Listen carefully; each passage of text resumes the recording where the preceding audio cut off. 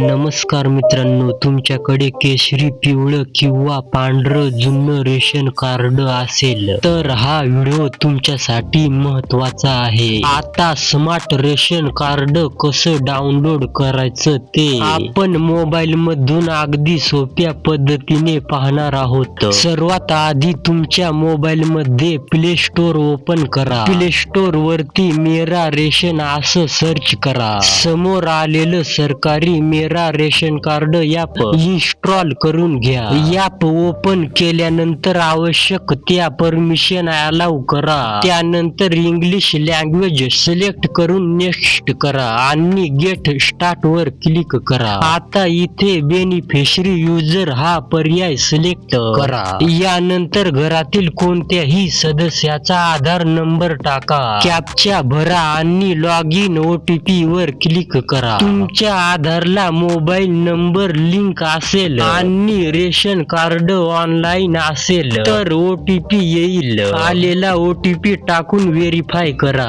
Log in झाल्यानंतर तुमच्या समोर रेशन कार्डाची माहिती दिसेल. इथे रेशन कार्डाच्या बाजूला डाउनलोड चा पर्याय दिसेल. त्यावर क्लिक करा आणि पुन्हा डाउनलोड करा. आता तुमचं रेशन कार्ड PDF स्वरूपात मोबाईल मध्ये डाउनलोड होईल. या PDF मध्ये रेशन कार्ड नंबर, नाव, पत्ता आणि कुटुंबातील सदस्यांची माहिती पाहता येईल. म्हणून ज्याचं रेशन कार्ड ऑनलाईन आहे त्यांनी ही प्रक्रिया एकदा नक्की करून पहा.